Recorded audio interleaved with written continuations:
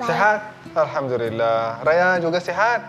Sehat. Alhamdulillah. Saya ingin menyampaikan beberapa masukan. Mudah-mudahan adik Falah dan Raya bisa mengertinya dan mudah-mudahan apa yang akan disampaikan tidak besar dari pemahamannya. Gini ya adik-adik, saat kita membaca Al-Quran itu, kita harus membawa seluruh energi tubuh saat kita membaca Al-Quran. Itu membaca Al-Quran itu bukan urusan lidah, bukan urusan lidah. Itu urusan seluruh anggota tubuh. Saat kita membaca Al-Quran, kita harus membawa seluruh energi kita, semua energi kita akan mengikuti kita untuk membaca Al-Quran. Jadi terdengar kita bisa membedakan siapa yang bisa membaca Al-Quran dengan khusyuk dan siapa yang tidak. Orang yang baca Al-Quran dengan lemas, ini khusyuknya belum sempurna. Oleh karena itu, kita melihat orang yang khusyuk selalu yang bergetar bukan hanya lidahnya, bukan hanya tenggorokannya, tapi hatinya, kulitnya, seluruh anggota badan penuh dengan energi untuk membaca Al-Quran. Oleh karena itu ya adik ya, nah setiap kali adik baca Al-Quran, usahakan seluruh energi kita menggunakannya untuk membaca Al-Quran supaya kita tidak lemas lagi saat kita membacakannya. Mengenai hafalan tadi, kan kemarin pernah menyebutkan bahwa manusia itu tidak ada yang sempurna. Kadang ada hilaf, lupa, padahal sudah hafal. Seperti misal Falah tadi.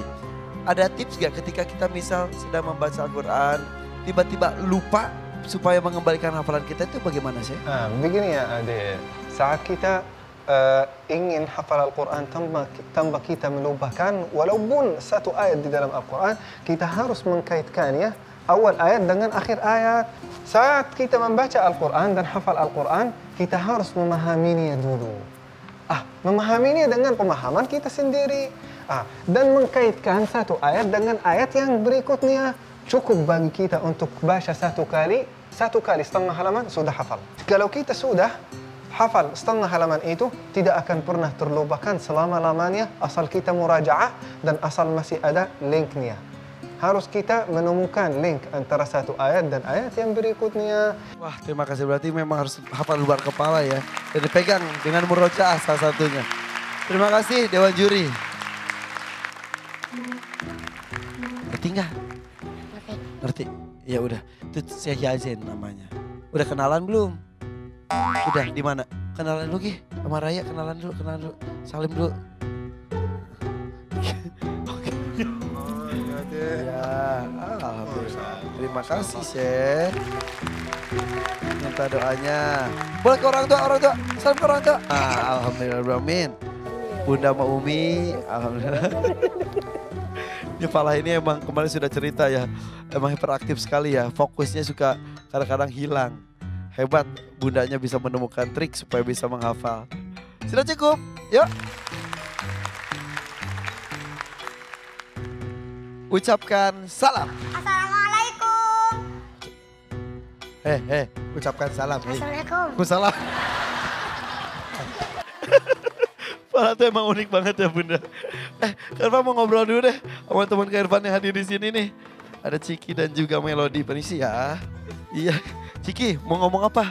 Silakan mau ngomong buat ke ibu-ibu. Wah Bu, Masya Allah Bu.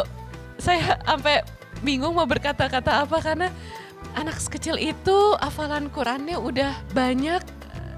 Saya nggak ngerti sih gimana cara ibu-ibu, bapak-bapak semua ngedidik anak bisa jadi semulia itu, Masya Allah. Tampil berani saja sudah luar biasa ya. Dan tampil berani membacakan ayat suci Al-Quran, hafalannya lagi. Iya, dan aduh keren. Alhamdulillah. Ciki ini termasuk salah satu pemirsa setia Hafiz Indonesia. Betul ya? Suka banget ngeliat anak-anaknya baca, itu kayak nonton aja tuh ngerasa hati jadi melembut banget sih. Betul. Jadi semoga acara ini terus ada dan terus menebar berkah sebanyak-banyaknya. Insya Allah. Amin. Ciki ini dengan dunia anak-anak termasuk dekat karena Ciki ini dulu pernah menjadi salah satu animator. Iya dulu. Asal Indonesia yang dipercaya mengerjakan Ipin Upin Malaysia dulu, ya? 2009 sampai 2012. Itu hebat sekali loh maksudnya. Waduh itu kerja aja sih Kak sebenarnya. Ya, bantu-bantu kan senior di kampus. Kerja tapi diniatkannya buat ibadah jadi ibadah. Iya aku tuh emang aiming buat kerja di sana dari magang sampai kerja karena emang mereka tuh bikin konten yang moral value-nya sama Islamic value-nya tuh bagus. Ternyata ya di balik Iya. itu semua ya. Jadinya pas aku nyemplung ke sana kerja, kebawa suasana kantor jadi ikut pakai hijab. Oh iya, jadi Iya. awalnya tuh seperti itu. Awalnya sih gitu. Awal pergi ke kerjanya di Malaysia atau di Indonesia? Di Malaysia. Malaysia. di Pergi Shah masih belum Alam. berhijab.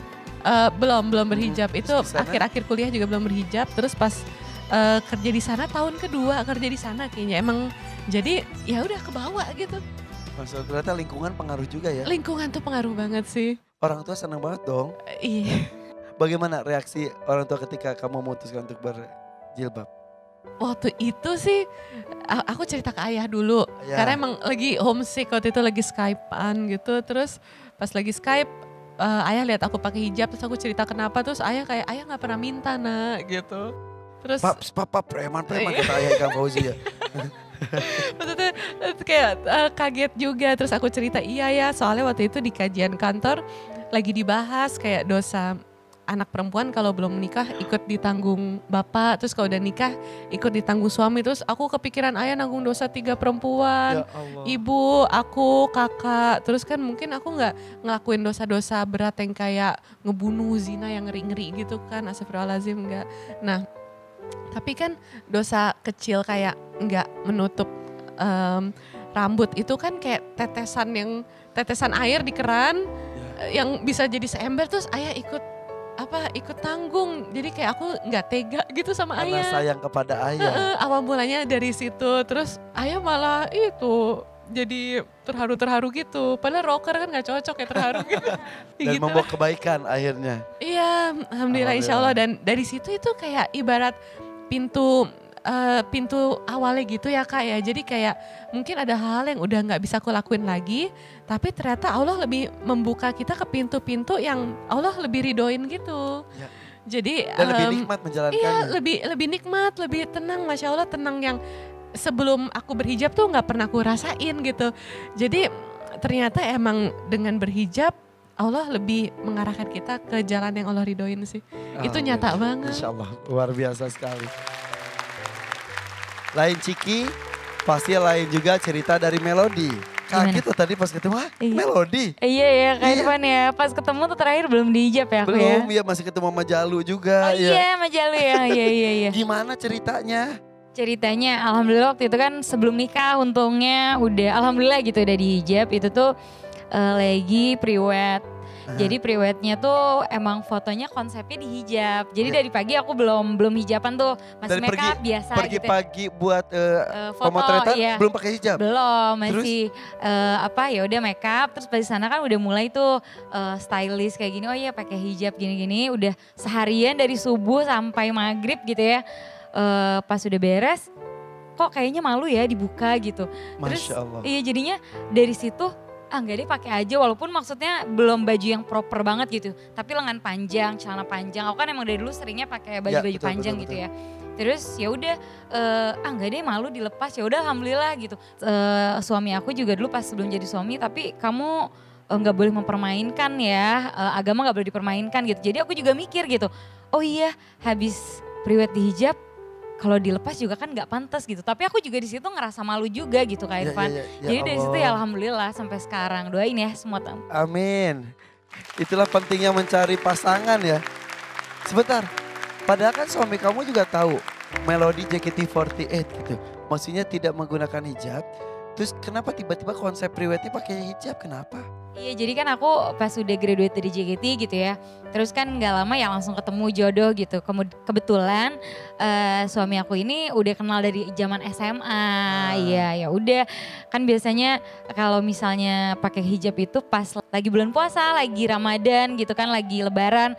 Nah jadi dia suka bilang ih di hijab makin cantik deh gitu kan. Oh. Itu juga salah satu dorongan ya maksudnya. Emang iya ya tapi dari dulu pun dari SMA kayaknya aku nanti kalau udah nikah di hijab deh. Sudah ada niatan Udah seperti ada itu tuh. Didoakan ya sakinah mawaddah warohmah. Amin. Ya. Amin. Makasih Kak Irfan. Dan istiqomah juga ya. Amin. Terima kasih ceritanya ya. Terima kasih. Dan kita akan mengetahui cerita-cerita lainnya hanya di sini. Dan kemana-mana tetap di Hafiz Indonesia. Cinta Al-Quran.